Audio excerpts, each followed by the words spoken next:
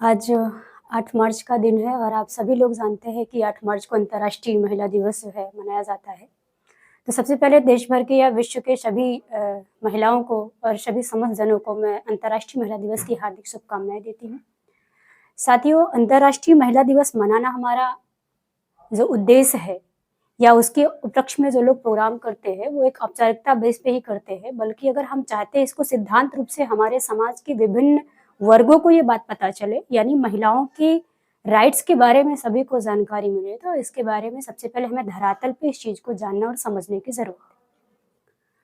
तो मैं आपको कुछ चीज़ें बताऊँगी। 1909 और 10 के दौर में जो अंतर्राष्ट्रीय महिला दिवस को ये मान्यता मिली कि आप अंतर्राष्ट्रीय महिला दिवस मनाइए, उसमें जो सबसे पहला बेस था, वो था वोट का अधिकार। वोट का अधिकार क्यों था? क्योंकि वोट का अधिकार क्या होता है? हमारे रिप्रेजेंटेटिव को वहाँ जाकर के पार्लियामेंट्री में वो व्यक्त करता है। कहने का मतलब ये है, बताने का ये मेरा मतलब है कि आपके अधिकारों की जो बात करेगा, तो आप वोट देके उसे भेजोगे तो आप उस पे प्रेशर दे सकते हो, उससे अपनी बातें कह सकते हो कि हमारे अधिकारों की बात, आपके महिलाओं के अधिकारों की बात जाके वहाँ पे करें। दूसरा जो मुख्य धारा में आया अंतर्राष्ट्रीय महिला दिवस के जो अधिकार पे, वो आया कि अभिव्यक्ति की आज़ादी। तो आज का ही पेपर अगर उठा के आप पढ़ेंगे तो आज जो अभिव्यक्ति की आज़ादी का स्वरूप है, वो लोगों ने कहा कि अगर इस देश में, दुनिया में परिवर्तन आया तो बुद्ध ने किया। और हकीकत है कि बुद्ध ने ही भिक्षुणी संघ बना करके महिलाओं को अपने संघ में शामिल कर महिलाओं को जो है आगे आने के लिए, कि महिलाओं को भी मान सम्मान, स्वाभिमान, शिक्षा, संपत्ति, संरक्षण, वोट का अधिकार मिल सकता है, ये सारे स्वरूप बुद्ध ने जो है उस समय बना के रखे। लेकिन वो कुछ ही सब दौर तक चला। उसके बाद जब जैसे-जैसे परिस्थितियाँ बदली, वैसे-वैसे महिलाओं के ऊपर अन्याय अत्याचार भी बढ़े और बढ़ने के बाद लगातार लोग संघर्ष नहीं किया, उसका कुछ न्यायिक स्वरूप मिला, कुछ नहीं भी मिला। ये दोनों चीज़ें जो है समानता, गैर समानता के बीच में चलती रही। तो अभिव्यक्ति की आज़ादी में जो सील बुद्ध ने दिए हैं, वो सील 2 बहुत महत्वपूर्ण सील है। अगर वो 2 सील का पालन हमारे समाज के लोग करते हैं, भारत देश में या किसी भी विश्व में कोई भी इस सील का पालन करता है, तो यकीनन मानिए कि अंतर्राष्ट्रीय महिला दिवस मनाना हमारे लिए धरातल पर लागू करने जैसा हो जाएगा। वो क्या? एक पहला कामी सुमिच्छाचारा वेरमणि सिक्खापदम समादियामि। दूसरा जो है वो है सुरा मेरे मज्ज पमादट्ठाना वेरमणि सिक्खापदम समादियामि।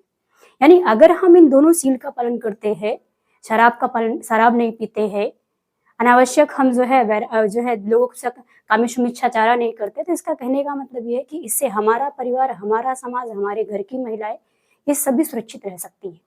और अगर हम ये सब करते हैं तो सबसे ज्यादा प्रभावित हमारे घर की महिलाएं और बच्चे होंगे। आप सभी लोग जानते हैं कि इस देश में अगर कोई भी भयानक स्थिति, युद्ध निर्माण होता है, सबसे ज्यादा नुकसान इस देश की महिलाओं और बच्चों का होता है। इसीलिए डॉक्टर बाबा साहब अम्बेडकर ने भी हमें भारतीय संविधान में 15(3) में महिलाओं और बच्चों को विशेष अधिकार दिया। तो सारे जो है अधिकार हमारे राष्ट्र में है, लेकिन उन्हें जानने की जरूरत है। तो देश में और खासकर भारत में बहुत सारी ऐसी महिलाओं को मैंने पढ़ा जिन्होंने अधिकारों के बारे में बताया, और वो संघर्ष को जान करके मुझे भी ये बात जानकारी मिली कि हम महिलाओं के संघर्ष के लेकर के हमें भी आगे आना चाहिए। जैसे हम जेंडर जो है बेस पे सबसे पहली पुस्तक जो लिखी गई वो ताराबाई शिंदे ने लिखी। डॉक्टर बाबा साहब अम्बेडकर के पथ प्रदर्शक जीवन संगिनी जो बनी माता रमाबाई अम्बेडकर, राष्ट्रमाता सावित्रीबाई फूले, सगुड़ाबाई, फातिमा शेख, और ज्ञान और अपने ज्ञानों से जो है मनुवाद पे प्रचंड जो प्रहार करती थी पंडिता रमाबाई अम्बेडकर, इन सभी जो है महिलाओं ने क्या किया? महिलाओं की मुक्ति के लिए कार्य किया। हम महिलाओं की बात नहीं करते, यहाँ पुरुष समाज के लोगों ने भी महिलाओं की मुक्ति के लिए काम किया, लेकिन जो वो मानसिकता सत्तात बना करके इस देश में आज लोग चला रहे हैं, हमारे देश के महापुरुषों और महानायकों का अपमान कर रहे हैं, ये करने की जरूरत नहीं है। हमें इस बात को समझना होगा और ये उम्मीद करते हैं कि अंतर्राष्ट्रीय महिला दिवस पर हम ये प्रण लेते हैं कि हम महिलाओं को एजुकेशनल, फाइनेंशियल और सोशल सिस्टम चेंज में जो है इन्वॉल्व करने की जरूरत करेंगे। तो एक स्टेप बनाते हैं एजुकेशन में, फिर फाइनेंस में, फिर सोशल सिस्टम को चेंज किया जा सकता है।